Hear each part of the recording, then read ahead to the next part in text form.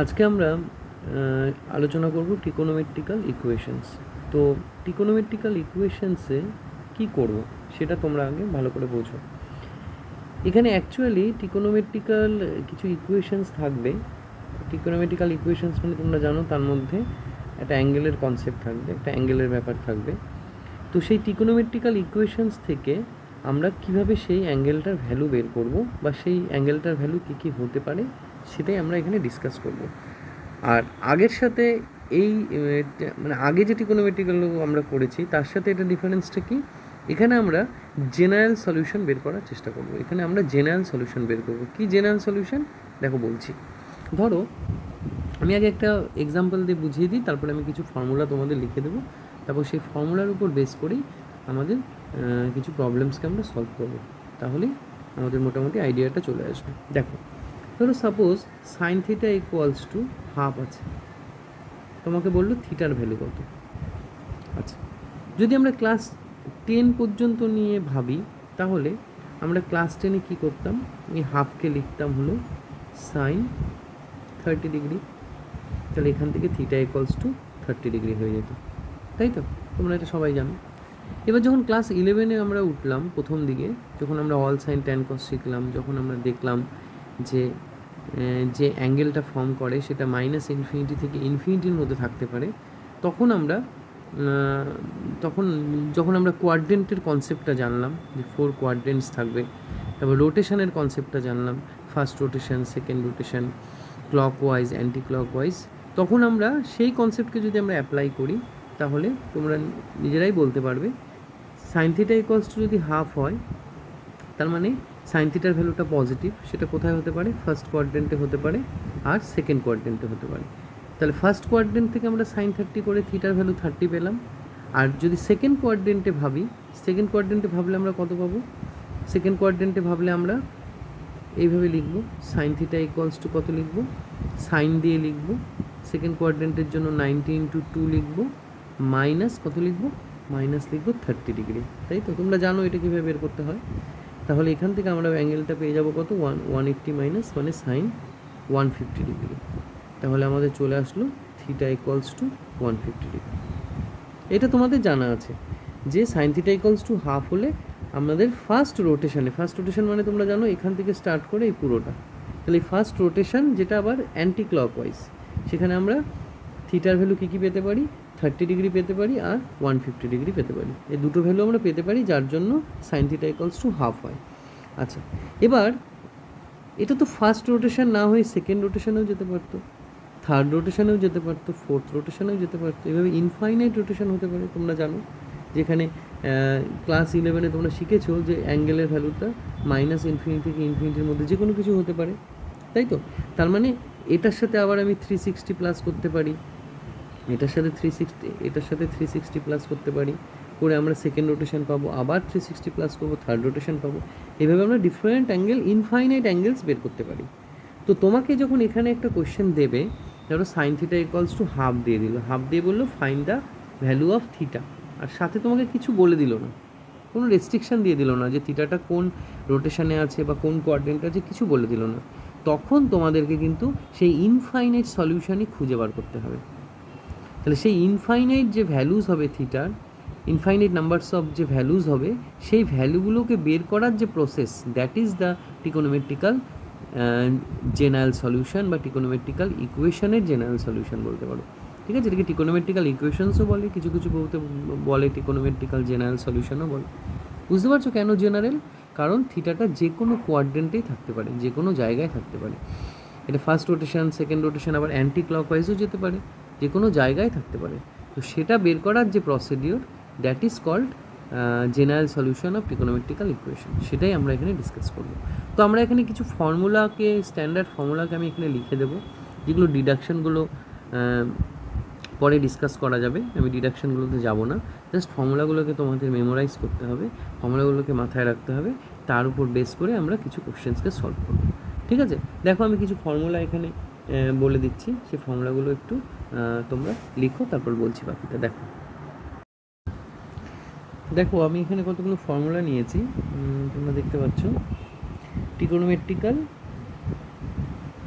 trigonometrical equations and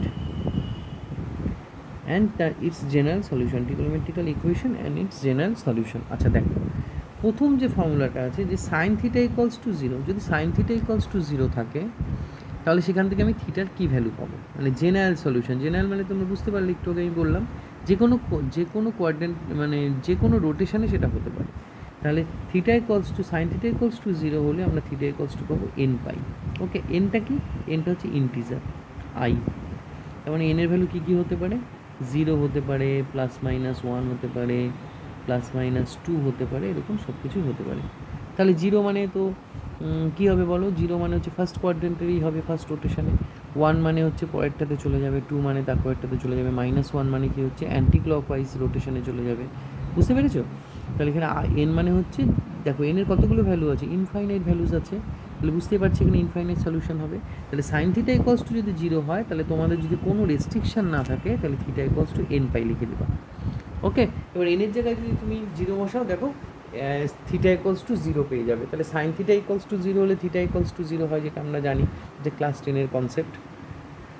আর যদি এনের জায়গায় ওয়ান বসাই তাহলে পাই হবে, তাহলে sine pi equals to one হয়, এটাও তোমরা sine pi equals to zero হয়, এটাও তোমরা জানো।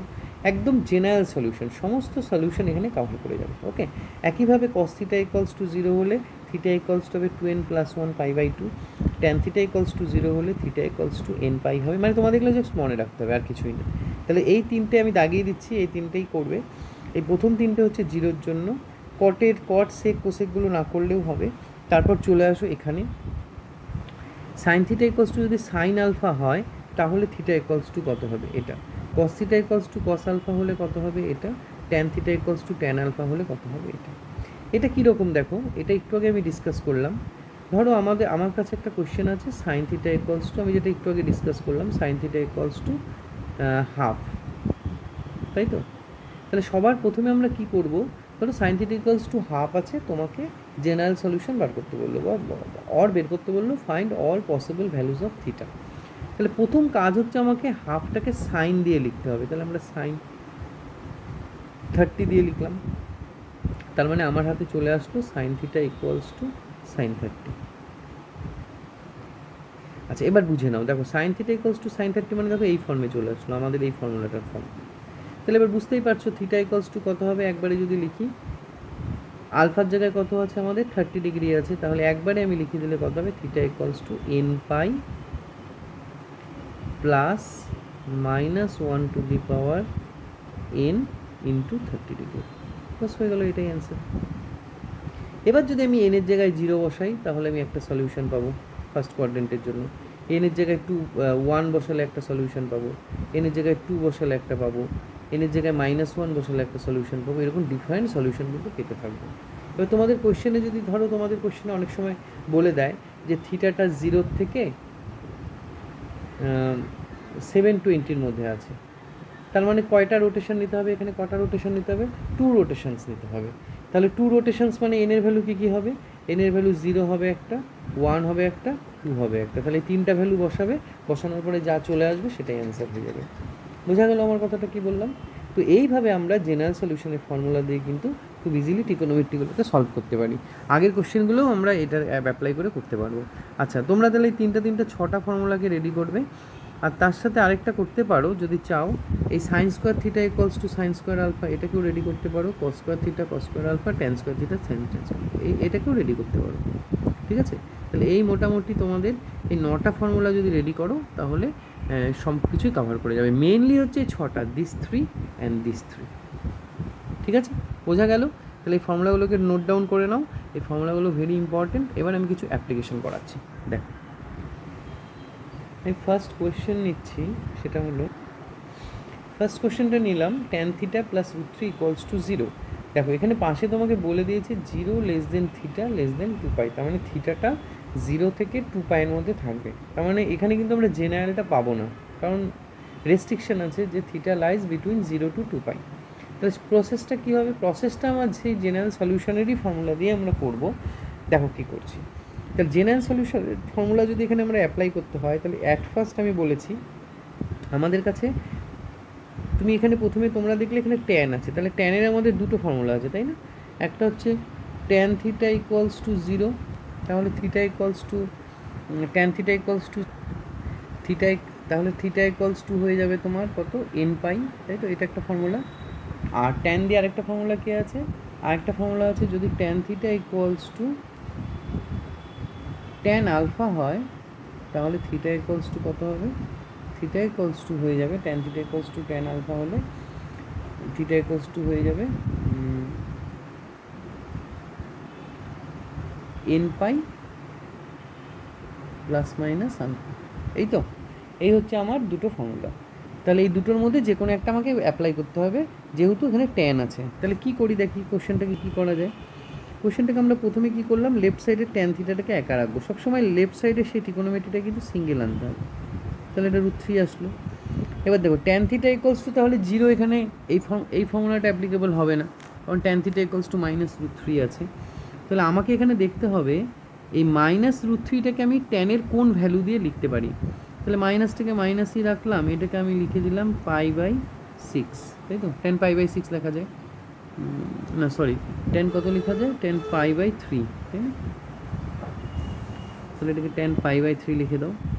আচ্ছা, নেক্সট স্টেপে আমি একটা কাজ করলাম, ট্যান থিটাটা ট্যান থিটাই থাকলো, মাইনাসটাকে আমি ভেতরে ঢুকে দিতে পারি, কারণ ট্যানের ক্ষেত্রে তোমরা জানো একই হয়। তাহলে -π/3 হলো। তাহলে আমার tan theta equals to tan alpha ফর্মে কিন্তু চলে আসলো। তাহলে এখান থেকে এবার যদি আমরা জেনারেল সলিউশনের ফর্মুলা অ্যাপ্লাই করি, তাহলে থিটা ইকুয়ালস টু কত হয়ে যাবে, এন পাই প্লাস মাইনাস কত হবে, -π/3। দেখো বুঝতে পারলে কি না, প্লাস মাইনাসটা কিন্তু প্লাস মাইনাসের মতোই থাকবে, সেটা নিয়ে পরে ক্যালকুলেশন আমাদের করতে হবে। তাহলে +-π/3 হলো, ঠিক আছে। এবার কি করব আমরা, এবার যেটা করব, এবার হচ্ছে আমরা এই যে থিটার ভ্যালুটা আছে সেটার জন্য কি করব, এই আমরা এখানে এনের ভ্যালুগুলো, এনটা কত আমাদের, এনটা হচ্ছে আমাদের 0 +-1 +-2 এভাবে চলতে থাকবে। তো আমরা এবার এনের ভ্যালু পুট করে করে দেখব থিটার কোন ভ্যালুগুলো 0 থেকে 2π এর মধ্যে থাকে, তাহলে সেগুলোই আমাদের অ্যান্সার হবে।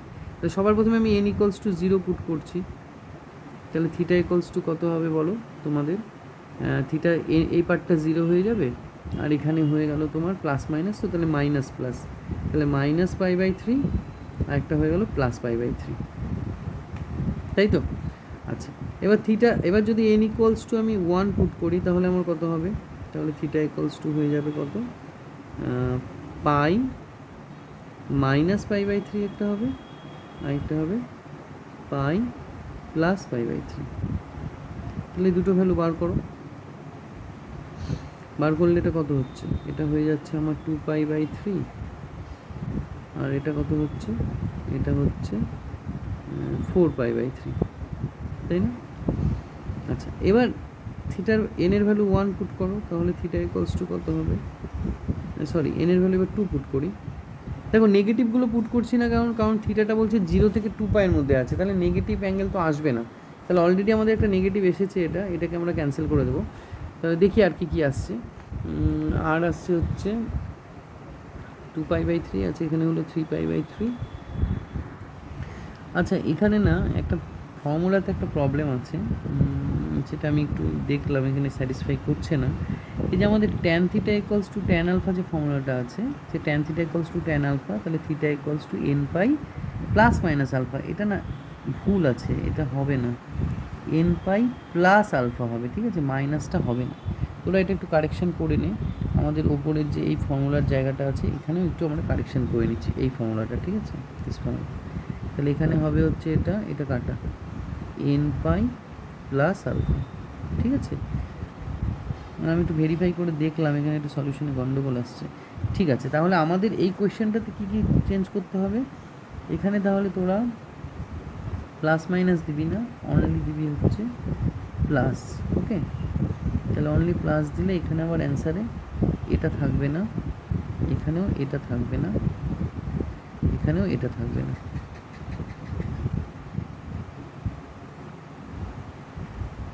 ঠিক আছে।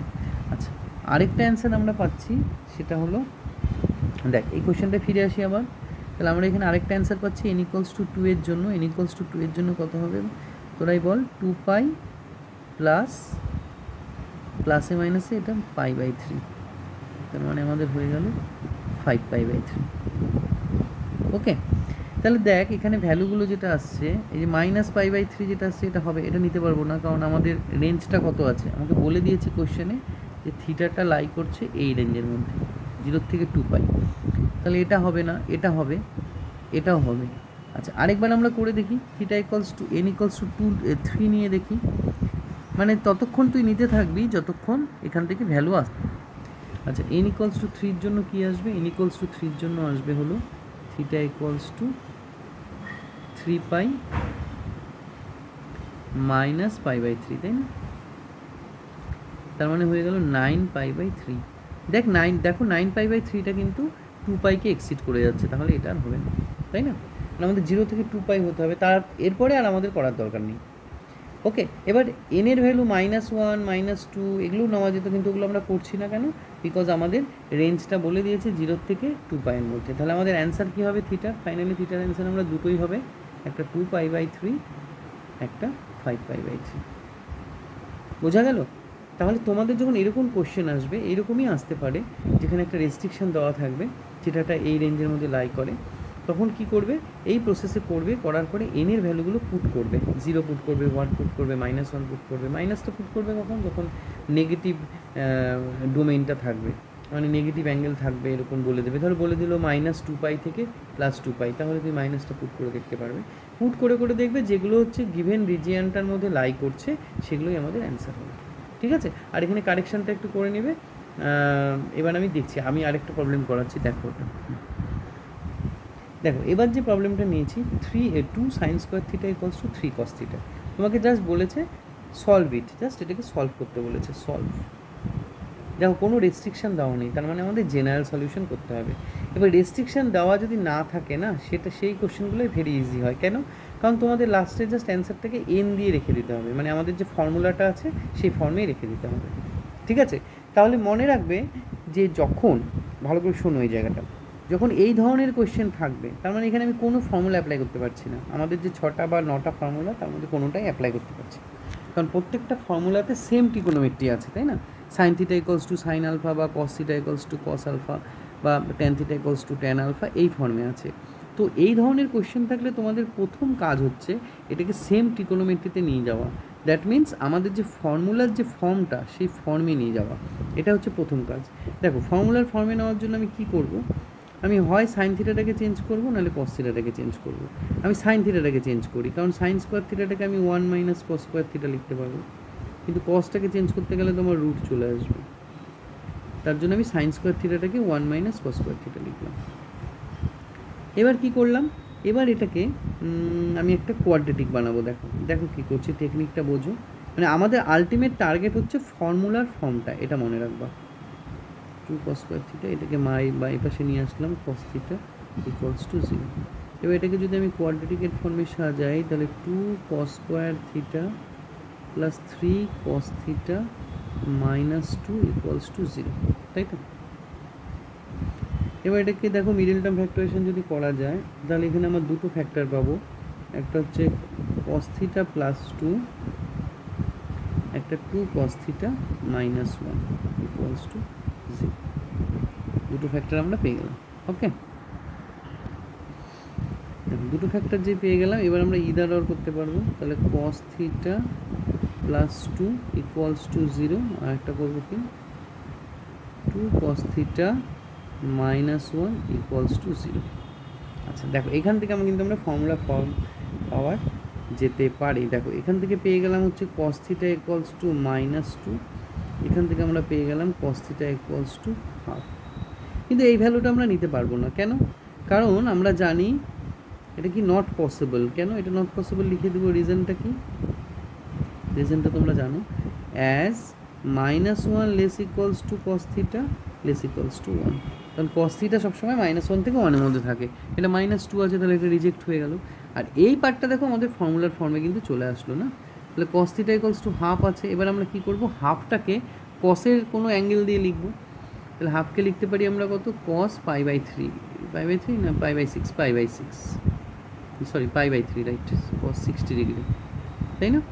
তাহলে এবার cos theta equals to cos alpha, ওই ফর্মে চলে আসলো। এবার cos theta equals to cos alpha হলে থিটার ভ্যালুটা কত হয় আমরা জানি। Cos theta equals to cos alpha হলে থিটার ভ্যালু হয়ে যাবে, থিটা ইকুয়ালস টু হয়ে যাবে কত, থিটা ইকুয়ালস টু হয়ে যাবে আমাদের 2n পাই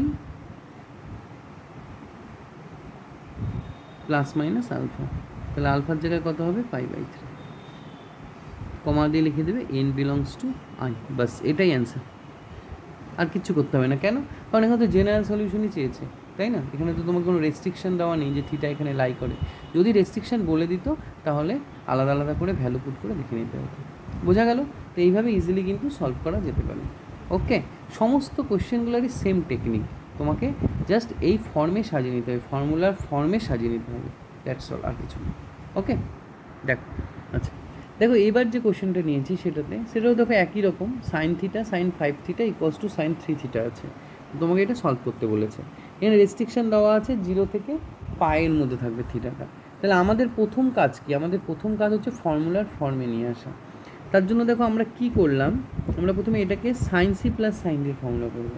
তো এটাকে সাইন সি প্লাস সাইন ডির ফর্মুলা করলে কি দাঁড়াবে, 2 sine C plus D by 2 মানে 3 theta into sine into cos C minus D minus C by 2। তাহলে এটা কত আসবে, কস 2 থিটা, তাই তো? আর এ পাশে সাইন 3 থিটাটাকে আমরা লেফট সাইডে নিয়ে আসলাম, সাইন 3 থিটা ইকুয়ালস টু 0। দেখো বুঝতে পারলে কি না? আমরা এটাকে cos C plus cos D, sorry sine C plus sine D করলাম, আর সাইন 3 থিটাটাকে লেফট সাইডে নিয়ে আসলাম। তো এখান থেকে তোমরা সাইন 3 থিটাকে কমন নিতে পারো। তাহলে পড়ে থাকলো 2 cos 2 theta minus 1 equals to 0, তাই তো? তাহলে এখান থেকে ইদার অর করো, তাহলে সাইন 3 থিটা ইকুয়ালস টু 0 হলো, আরেকটা হলো কি 2 cos 2 theta minus 1 equals to 0 হলো। তাহলে সাইন 3 থিটা ইকুয়ালস টু 0 হলে এটা কোন ফর্মুলা পড়বে বলো? সাইন থিটা ইকুয়ালস টু 0 মানে ফার্স্ট ফর্মুলাটাই আমাদের পড়বে। তাহলে সাইন থিটা ইকুয়ালস টু 0 হলে কি হয়, সাইন থিটা ইকুয়ালস টু 0 হলে আমরা জানি কি থিটা ইকুয়ালস টু হয় হচ্ছে n পাই। তাহলে এখানে 3 থিটা ইকুয়ালস টু হয়ে যাবে আমার n পাই, তাই না? দেখো 3 থিটা ইকুয়ালস টু আমাদের n পাই হয়ে যাবে, সাইন থিটা ইকুয়ালস টু 0 হলে থিটা ইকুয়ালস টু n পাই হয়। আচ্ছা বাকিটা পরে বের করছি। আর এখান থেকে আমি কি পাবো, cos 2 theta equals to half. তার মানে আমার এখান থেকে আসছে হচ্ছে 2 থিটা ইকুয়ালস টু, এটাকে cos লিখে দিই, cos কত লিখতে পারি, পাই বাই কত, পাই বাই 3 60 ডিগ্রি। তাহলে cos 2 theta equals two cos π/3। তাহলে আমাদের কোন ফর্মুলা পড়বে, cos theta equals two cos আলফার ফর্মুলা।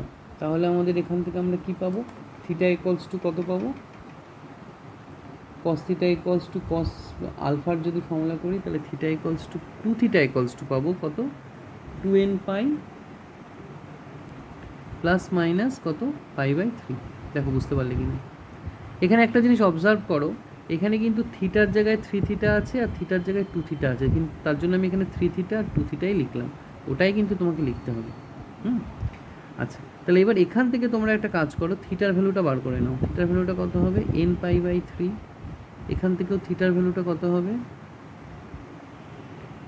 2 দিয়ে ডিভাইড করলে n পাই প্লাস মাইনাস π/6। আচ্ছা এবার তো তোমরা জানোই কী করবো, এবার n এর জায়গায় আমি একবার 0 পুট করবো, 0 পুট করে দেখবো থিটার ভ্যালুটা কত আসে। তাহলে থিটা ইকুয়ালস টু আমার আসবে 0। আচ্ছা এবার n এর জায়গায় কী পুট করবো, 1 পুট করবো, তাহলে থিটার ভ্যালুটা কত আসবে, π/3। এবার আমরা কত দূর পর্যন্ত নেব, আমরা দেখবো যে আমাদের যে গিভেন ডোমেনটা আছে, মানে যেটা আমাদের বলে দিয়েছে রেস্ট্রিকশানটা, এটা এই 0 থেকে পায়ের মধ্যে কে লাই করে। তাহলে আমাদের 0 থেকে পায়ের মধ্যে এখানে দেখলাম 0টা লাই করছে, এটি 0তে ইকুয়ালস টু আছে, হ্যাঁ আছে, এটা লাই করছে, এটাও লাই করছে। তাহলে n ইকুয়ালস টু 2 নিয়ে দেখি কি হয়। তাহলে থিটা ইকুয়ালস টু কত হবে, 2 π/3। 2 π/3 মানে কত, 120 ডিগ্রি, এটাও হবে, তাই তো? পাই পর্যন্ত আছে। এবারে n এর জায়গায় আমরা 3 নিয়ে দেখি, তাহলে থিটা ইকুয়ালস টু কত হবে, 3 π/3 মানে পাই, তাহলে এটাও হবে। বুঝতে পেরেছো? সবগুলোই কিন্তু হচ্ছে, তাই না? এটাও হচ্ছে। এবার n এর জায়গায় যদি আমি 4 নিয়ে নিই তাহলে আমার হবে থিটা ইকুয়ালস টু 4π/3, এটা কিন্তু আর হবে না, তাই না? কারণ এটা থিটাকে পাইকে এক্সিট করে চলে যাচ্ছে। ওকে, এখানে পাইতে ইকুয়ালিটি ছিল, বোঝা গেল? তাহলে এই তিনটা ভ্যালু আমরা নিয়ে নিলাম। এবার এপাশ থেকে দেখি কী কী আসে। এখানে এবার এনের জায়গায় যদি 0 পুট করো তাহলে কত দাঁড়াবে? Theta equals to ±π/6। মাইনাসটা তো নেব না, কারণ মাইনাস আমাদের আসবে না, মাইনাস আমাদের ডোমেইনে নেই। তাহলে n ইকুয়ালস টু যদি আমি 1 পুট করি তাহলে থিটা ইকুয়ালস টু কত আসবে? পাই মাইনাস প্লাস π/6। যাই হোক, এইভাবে তোমরা পরেরগুলো করতে পারবে। এরকম বসিয়ে দেখবে যেগুলো যেগুলো আমাদের রেঞ্জের মধ্যে থাকছে সেগুলোই আমাদের অ্যান্সার হবে। বাস, এই তো, একদমই সোজা। বুঝতে পারলে? তো তোমাদের যে কোশ্চেনই থাক না কেন, তোমরা এখানে যেমন দেখো, এখানে আমরা কিন্তু ট্রিকোনোমেট্রির সাইন সি প্লাস সাইন ডির ফর্মুলাটা অ্যাপ্লাই করলাম। এরকম তোমাদের ডিফারেন্ট যা ট্রিকোনোমেট্রি যত ফর্মুলা আছে তোমরা অ্যাপ্লাই করতে পারো। অ্যাপ্লাই করে আলটিমেট টার্গেট কি আমাদের? আলটিমেট টার্গেট কিন্তু আমাদের এই ফর্মে সাজানো, ফর্মুলার ফর্মে সাজানো, মানে দ্যাট ইজ দিস, ফর্মুলার ফর্মে সাজানো, ফর্মুলা অ্যাপ্লাই করা। তোমাদের যদি জেনারেল সলিউশন আসে তাহলে তোমরা ইজিলি করতে পারবে, আর যদি জেনারেল সলিউশন না এসে এরকম রেস্ট্রিকশন দিয়ে দেয় তাহলে বসে বসে করতে পারবে। তো এইভাবে করা যেতে পারে কিন্তু, ঠিক আছে? তোমরা দেখো, বুঝতে পারবে।